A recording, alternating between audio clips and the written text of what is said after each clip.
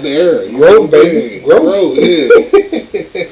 Yeah, you know what I mean? You don't you come out the womb, ready for war. Nah, you don't. That's a slight incubation period. You gotta go to boot camp first. You know what I'm saying? Alright, so yeah, this is week 2 of we ain't even name it. What the Ken and Joe series, the basement, the hobnob. But yeah, week 2. Last week we talked about. Look, the name got a suit.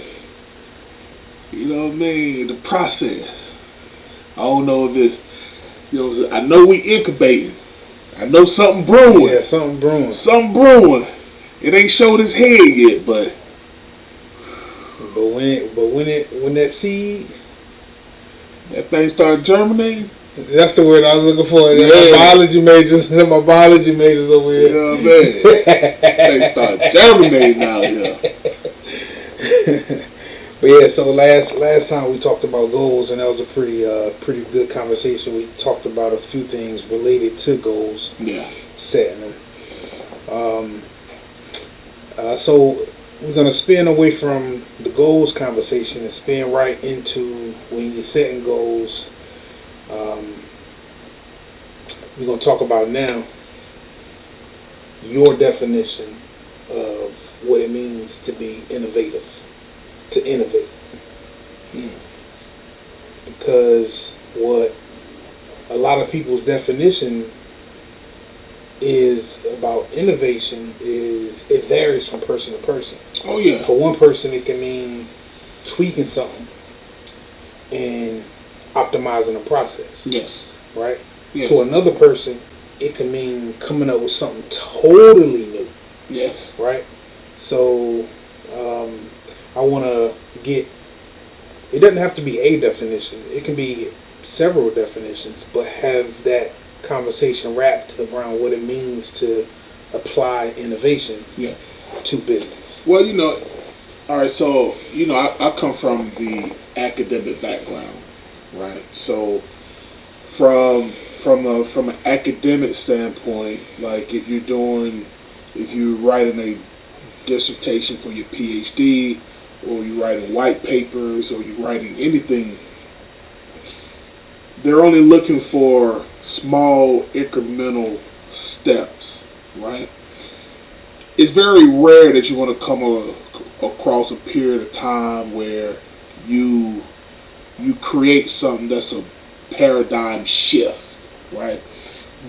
Innovation comes in all kind of packages, from stuff that's very incremental to something that's vast. But you have to also remember that majority of humankind's breakthroughs have come from incremental increases. Yeah. Right? And when you get stuck on trying to take broad steps, that's when you fall, right? So it's kind of like when you're walking on ice, right? Now you want to take them small steps, right? You want to take them small steps. You take that big step, you're gonna fall. You're gonna get discouraged, right? Yeah. So that's why in academia they teach you, hey, just go after the small steps, because you keep on churning that small steps. Those small steps turn into big steps. Those small steps turn into big steps. Yeah. And that's from a business mind standpoint. They also teach us that only from the standpoint of, they say, don't over leverage yourself, right? Don't overextend yourself. You grow organically, right? And growing organically means that you adapt slowly, right? You innovate, adapt. So I know it took a long time to answer your question, right? But so if I had to do an answer, all of it is innovation.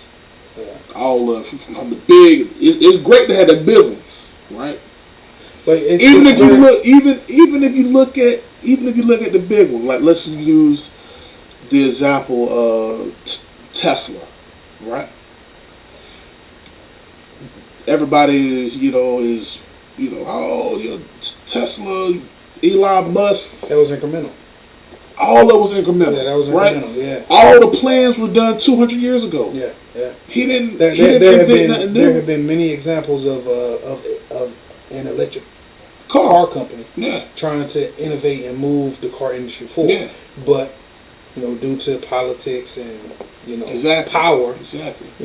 things happen to where those car companies no longer exist. And Yeah. Elon Musk, he was just fortunate enough to have enough money to sustain and fight back against Yeah. that power. Yeah. So so innovation, yeah, but from the broad point of view, I think Tesla was more, like you said, more of an incremental. Yes. I think the last, like, really, really dynamic, game-changing innovation was probably the iPad or the iPhone. Yeah. Well, it actually started off with the what was the MP3 player version of it. Mm-hmm. It was a touchscreen MP3. What was it called? The iPod. The iPod. Yeah. Yeah. That was the last like actual innovation in my mind. Yeah. Because that took. It was the last commercial-based innovations. Yeah. But so I think that's an example of somebody that's really, really pushing the envelope. So the trap that a lot of people fall into, and this is my theory, the trap that a lot of people fall into is they have a very, or some people have a narrower definition of what innovation is, and they only think of the broad sense of it. So they feel as though if they can't innovate in a broad sense, they can't make a huge strive or come up with something brand new, then it's not worth their attention. Yeah. Right? Yeah. And what I would actually say that even though Apple is acclaimed to be like extremely innovative, right? If you understand what really made them pop, right? What really made them pop is they took off-the-shelf technology. They took, the technology that already existed. And the only thing he said was, I want to make this as simple as possible. High quality, make it as simple as possible. Right? So if you really think about it, it ain't that he took 5 steps forward. He took 5 steps back, and it allowed him to see, like, you know how the old saying, you can't see the forest because of the tree. Yeah. Right?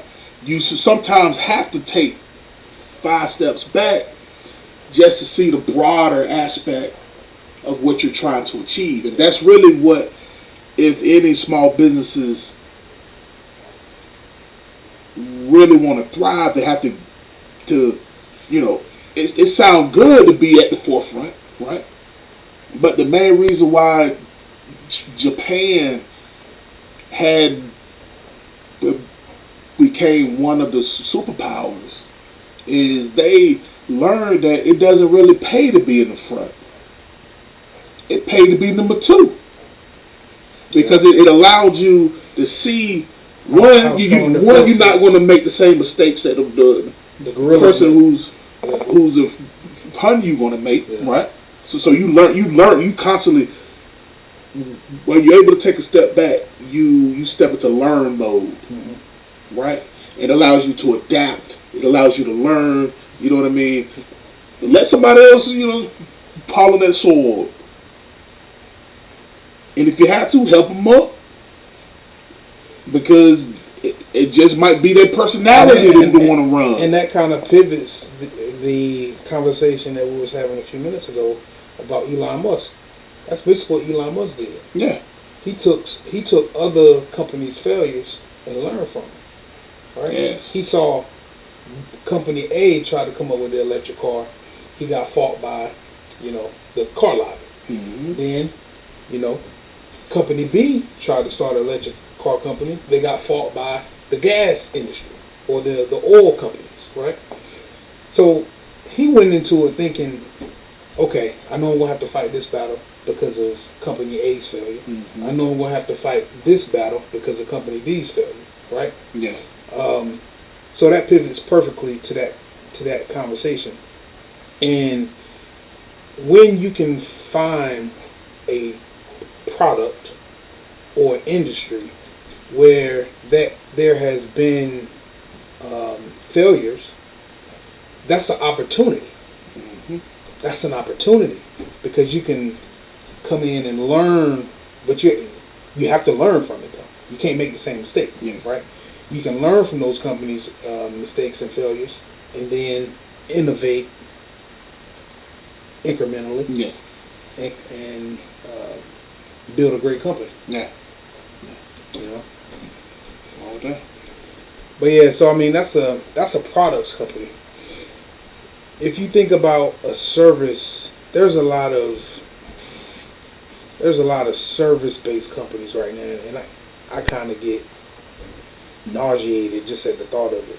When you're online, you're on social media, you see a whole bunch of service-based companies trying to sell people service A, for instance, ClickFunnels, or you want to sell somebody, there's actually many of them, companies trying to package Photoshop templates and yeah. stuff together and trying to sell it to people. Yeah. When they got it for free. Yeah. Right? So all they're doing is aggregating and selling, right? So and I'm pretty sure they're doing well, but the trap that people fall into is like, okay, they see an ad and they say, boom, oh, that's cool. It's wrapped up real nice. It looks pretty. I want that. Mm-hmm. But they don't realize if they take 5 steps back, they can get everything in that app for free, right? So I think the main problem with that is this is just a societal issue, right? Like what you're actually paying for is the convenience of having everything packaged up, right? Because I mean, 9 times out of 10, if you look real hard, you can find anything you want online, mm-hmm. right?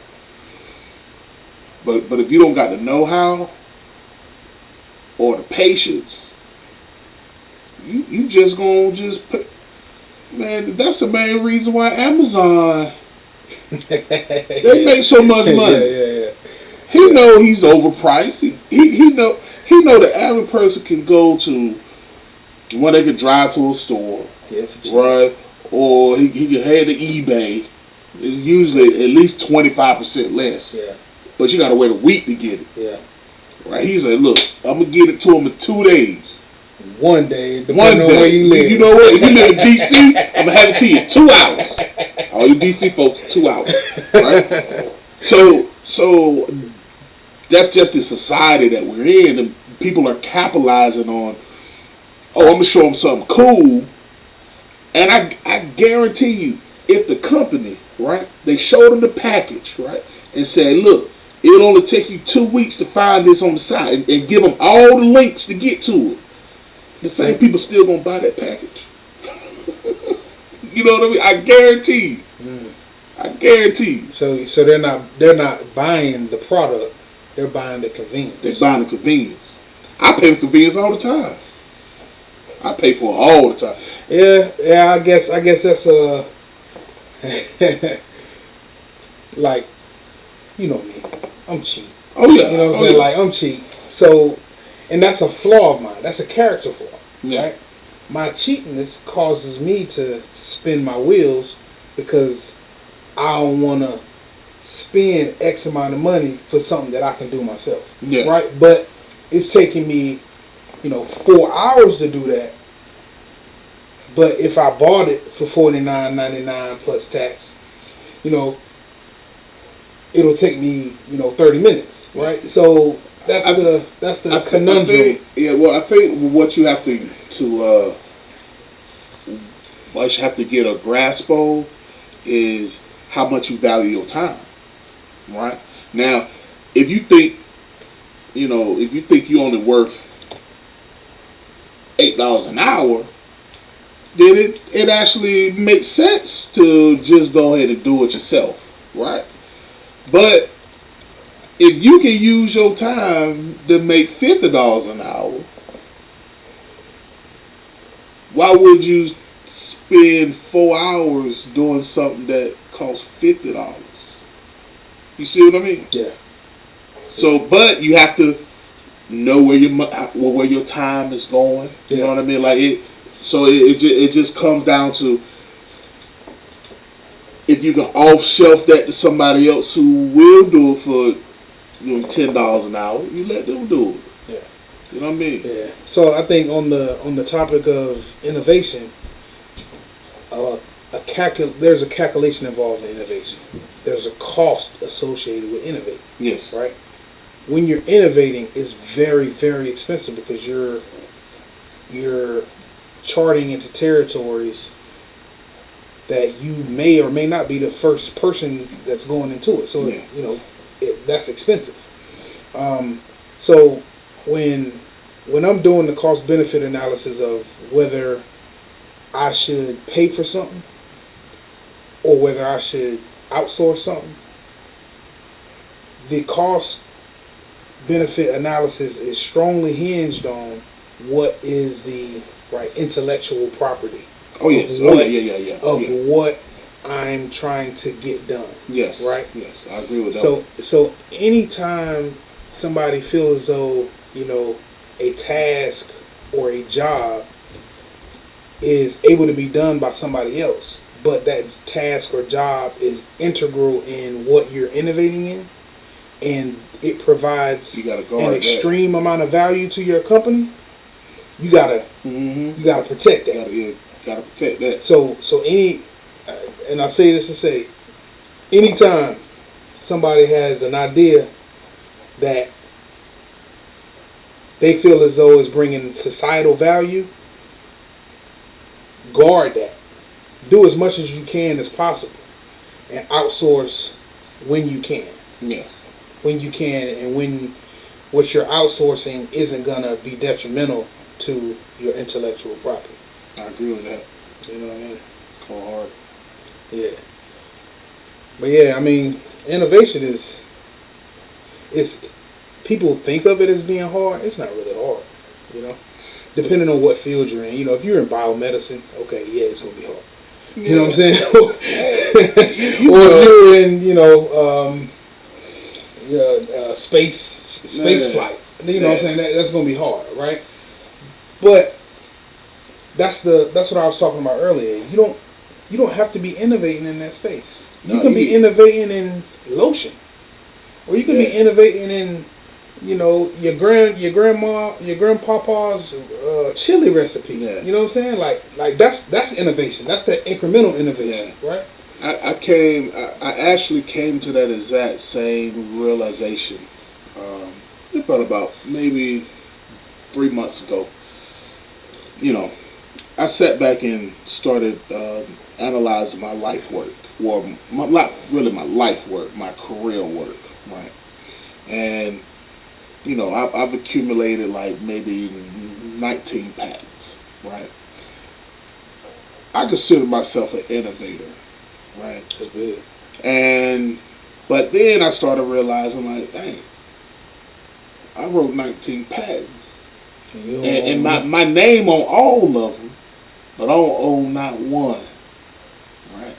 And then it just started to burn inside me, like, okay. Then I started really analyzing everything, and I started saying, like, even though I'm a great engineer, right? I'm a great engineer, and I do my job very well.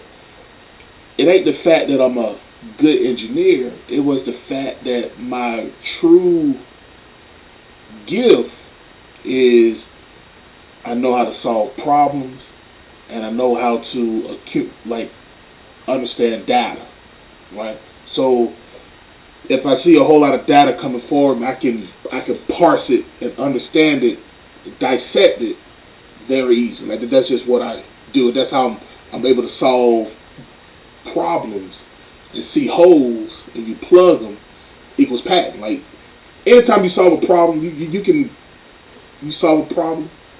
It's a hole. There's holes everywhere. You just choose which one. It's holes in lotion.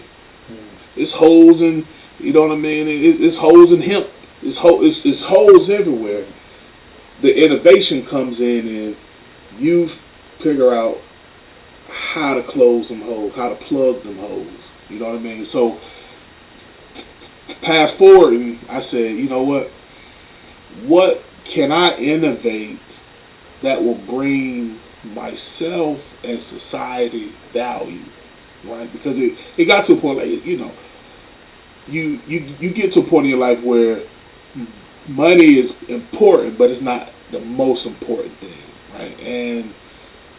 And right now I'm on a quest to accumulate knowledge enough that I can understand my next move and the next area that I want to innovate in.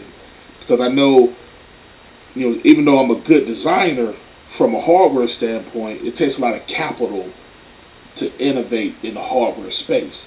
So it's not going to be a whole lot of small guys who just come together and make a whole hardware platform. Like that is not very difficult, but there's barriers of entry, right? And I'm just analyzing what areas that I want to try to innovate in. But my mantra is my innovation has to help people. That's so how can I profit from the benefit of society? Benefit of society. And that's the problem that I'm trying to solve right now. Right. That's the so if I solve that, I'll be even happier than I am today. Right now, even the quest of that right now has given me like purpose. And I don't know, man, the green is greener, the sky is brighter, you know what I mean? Like, yeah, everything's good, man. I can't, you know what I mean? Like, yeah. And I think that's where supreme success comes from. Success isn't always monitored or valued monetarily, yes. Right? Success is also valued by impact. When you can impact society first, impact mankind first, like have that be your primary goal, if you do that well, everything else gonna take care of itself, right? But a lot of people flip that. They say, I want to make money, and then from the money I make, I want to be able to help society. Yeah. There's nothing wrong with that. I'm not saying that there's not anything wrong with that. But if your primary goal is helping society, and a benefit of that societal advancement is profits, because if you have a happy customer or client, you're going to have a successful business in any area. Oh yeah. Any industry. Oh yeah. You know? Oh yeah. But yeah, so you saying like that happiness is real. That happiness is different. It's not monetary. I'm coming up with something that I know is going to help people. Yeah. And that just adds so much value to yourself. And when you add value to yourself, you're going to put that value right back into your company. You know what I'm saying? So I like that concept. I like that concept. But yeah, so you can almost combine prosperity and charity together. Prosperity. Yeah, it's a bonnet laugh. We making up words, baby. We making up words. Prosperity, baby. Prosperity. Prosperity. I like that. Let's Google that. Let's see if we can. Let's see if we can trademark that. You know Go what to I'm trademark. Coming to a T-shirt near you. Coming to a T-shirt near you. Cross sharing. Yeah, man. I saw some. This isn't related to innovation, but I saw something last weekend, and you know, I know you as well as a lot of other people. You know, we got a sense of pride when it comes to our hometown. Yeah, Durham, North Carolina. You oh know, yeah. Just no matter where we are, no matter who we with, it's just Durham. We love Durham. And I saw this post, and it was a link to an article about businesses that are popping up in Durham and having success very early on. Mm-hmm. And that just warmed my heart because I feel like that's where we should be. That's the direction we should be going. Mm-hmm. You know, having businesses and supporting businesses individually and collectively. Those businesses, when one succeeds, guess what? There's going to be others. Yeah. When one succeeds, somebody's going to look at that success as an example. Boom, they did that. They did it this way. Maybe I can spin off that and do something different and learn from that. Yeah. And then they have success. Boom, somebody else come in. If that person fails, somebody looks at that failure and say, "Okay, I know it's not a good idea to do that, so I'm going to do this." Right? There's a shift going on right now. You know, there's a shift going on, and it just does my heart wonders to see it happening in real time. Oh yeah, but it's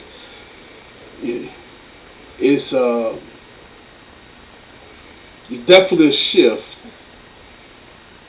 but also, that is one of the areas that I do want to attack. Is it's a shift, but it's the usual shift, right? And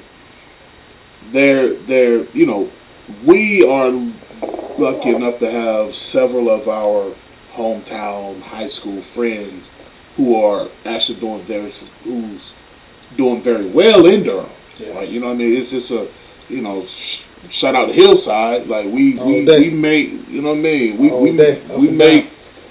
We make thoroughbreds. Right? It is what it is. You know what I mean? You call a thing a thing. Yeah, you call a thing a thing. You know what I mean?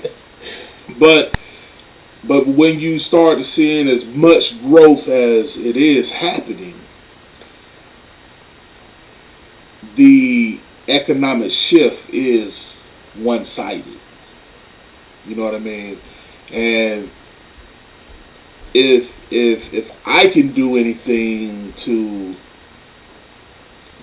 tilt that mountain, right? Tilt that mountain. Of course, you know what I mean. If you got a lever long enough, you can lift the earth. Right now, I'm lifting. I got a 2-foot lever. Ain't really too much I can lift right now. You know what I mean? But as I learn more, as I read more, that lever gonna get longer and longer and longer. You know what I mean? And hopefully, my main goal is if I could create a system, one that is self-propelled and almost perpetual. Okay. Yeah. I'm headed up there for you. Okay. I'll be up in a few minutes. All right. It ain't that is perpetual, but the main thing is how do you increase the economic security of the people who actually need it. You know what I mean? And that's really at the forefront of what I'm trying to figure out. Yeah. You know what I mean? If I could do that, I'll be doing all right. Yeah. I'll be doing all right. Yeah. I'll be doing all right. It's real. Yeah. It's real. Yeah. You know what I mean? And then on top of that, you know what I mean? I got to talk to people who got a little bit more, insight than me, right? Because you know what I mean. I grew up like that, but I ain't been there in a minute. You know what I mean? I ain't been there in a minute. So Yeah. you know what I mean. I gotta. Yeah, this theory. I'm not sure the name of the theory. Is it the law of thirds or something thirds? And it's basically saying that no matter where you are in your journey, you always need to have people in your lives that are chopped up into thirds, right? You want to have the people in your corner that are where you're trying to get. Mm-hmm. They've already achieved and strive to goals that you're currently seeking. Yeah. The second is you need to have people, supporting you that are currently where you are. Yeah, your peers. Yeah, your peers. Yeah. That way you're learning, you're sharing, congregating, and y'all can grow and get to that next level together. Yeah. Thirdly, you need to have somebody or people in your corner that are where you used to be. Where you used to be. Yeah. Because you need to be able to pull them up with you. So if they're down here, you can pull them up to the next level. Mm-hmm. Be an example for them so they can get where you are currently easier than they would otherwise. Yeah. You know what I'm saying? So I'm not sure the name of that. I think it's like the law of thirds or something like that. Yeah. But yeah, it's real profound. Oh, yeah. But yeah, we kind of went off on a tangent. They ain't got much to do with innovation. Actually, it got everything to do with innovation because it's the people. Like I tell people this all the time, right? I'm glad I'm not smart enough that I don't ask questions, right? Because questions is what leads to innovation, right? I say that I still have a child mentality where, I believe everything is possible, right? Now that I'm a little bit older, I still believe everything is possible, but I'm bounded by physics, though, right? So I said, you know what I mean? I'm only bounded by physics, right? So if I have a problem, I say the first thing I do is I throw physics out the door. Right? I throw physics out the door and I just dream, right? And I say, man, if I wasn't bound by anything, how would I solve this problem, right? You start writing, then you say, okay, here come physics. What aspects would physics won't allow this to happen? And then you start attacking those things. Yeah. If you keep on peeling that back, and here's what I'm getting to is all those things. You ask yourself, why can't you do it? Right? Now, a lot of people have the mind state of if you ask them a question, they say no. Like they say no. I'd be like, then I ask, why not? Mm-hmm. Then I go back and say, I'm gonna see if you can. Mm-hmm. Right? Yeah. But that comes from not knowing, not understanding. That gives you a level of actually gives you a level of freedom, right? So you helping that person that's down there, and that is why diversity is so important in companies, is you helping that person down there, you pulling them up, they're giving you another vantage point that you never thought about. That's real. Yeah. You know what I mean? Yeah. Now the guys who are ahead of you, you know what I mean, they 9 times out of 10 they smelling themselves, so they have a one set mind state, right? So you can really, people that's ahead of you, you can only get what they are preaching, Right? It's very rare that you'll go ahead of yourself and still get a broad ram. Like a broad ram comes from not knowing or the lack of knowledge. Because the more you learn, the more confined you get. Only children, right? Only children are lucky enough to learn as much as they want to, but their stuff is still broad, and they still ask why. I love it when the kid asks why. Now, sometimes it get annoying, you know what I mean? Sometimes it get annoying, but that is where true innovation comes. That is. You know what I mean? When you ask why to the right question. Yeah, you ask why, and then you go and try to solve it. Yeah. Or how. You know, why and how. Yeah. So yeah, ask questions. Ask questions. Ask questions. And don't be limited by physics. You got to dream first. Dream first. Dream first. You know what I mean? You know what I mean? Add in physics later after you done dreaming. That's what I do. You know, that's real, man. Because you know, if the world ain't gonna say, yeah, you can. The world ain't gonna tell you that. So you gotta tell yourself that, and then you gotta let the world prove you wrong. You know what I'm saying? You know what I'm saying? That's what I live by right there. Oh Lord, here come that Jamaica Barnett. Him with his wild thoughts. Let me tell you something. You put a problem on the real reference in there. Yeah. Let me tell you something.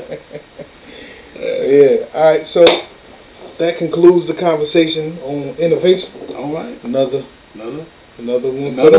Another week. Yes, sir. Yes, sir. Keep it going. We're gonna put a name to this thing. Yeah, we'll add a name to something. Yeah, we're gonna marvel something up, man. We're gonna come up with a name. Yeah. We're gonna put a little splash on it. You know, put a little pepper, a little salt and pepper. You know what I mean? Beetlejuice. All right. Check y'all later. All right, guys.